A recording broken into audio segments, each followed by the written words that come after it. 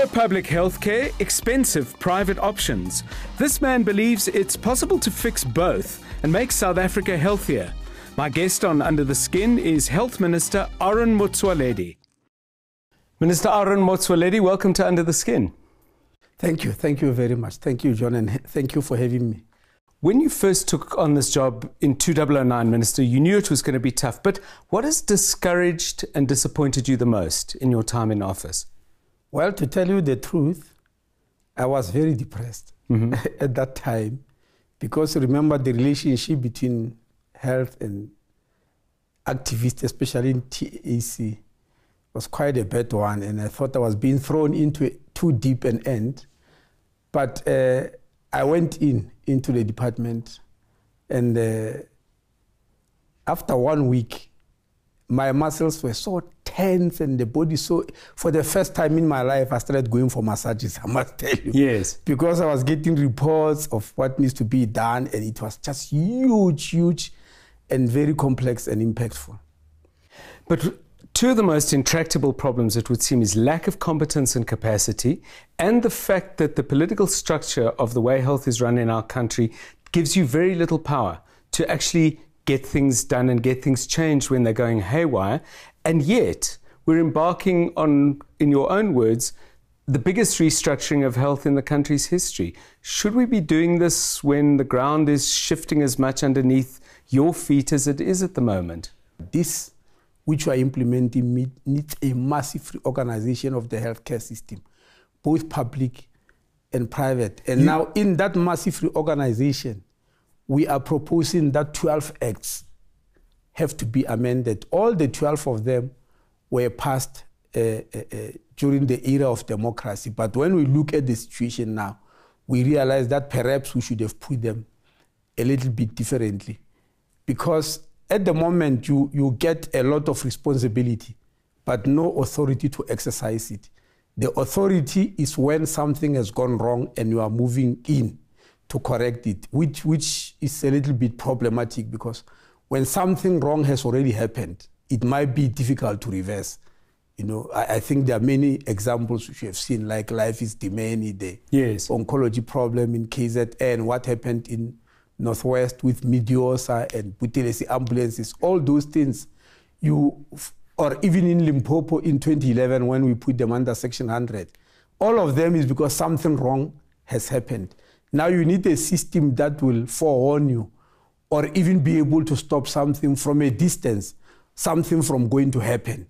And if you look at the proposal that you have to make in the reorganization, is something to that effect. People have said of South Africa in general, but perhaps of health in particular, that we don't lack for systems, we don't lack for plans, we don't lack for policy, we lack for political will. Earlier, when you were launching the NHI bill, you were talking about the Office of Health Standards Compliance and the Ombudsman, and you said, these are your words, they were meant to hold people accountable and that there should be consequences. Would it be fair to say that people who have abused public money in the health space have, by and large, experienced no consequences whatsoever? Yes, I will agree, and that's quite problematic. So how will a law change that? No, but you see, you are talking about financial control. The Umbad is about health and health practices, because we realize that also there are no consequences. People were going to the media to complain, and they will appear in the front pages or headlines for a week, and then they disappear, but their problem is not solved. So we said, look, let's establish an office of a health umbad where people will go rather than go to the media, where there will be answers and where there will be recommendation. So people asked, what actually is this health umbad? I said it's a public protector of health. The umbad doesn't investigate financial mismanagement and those. So the proposition we are making is that perhaps we need a system which is different from now, not only in health, in the whole country. Because now all the system we have is you mismanage money, or you steal it, or whatever, corruption, and then we call the Hawks to come and investigate.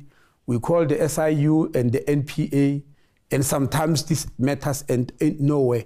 Even the Auditor General's office, remember, is a post-mortem office. You wait for the year, that whole year, wrong things are happening. So how are you going to change that?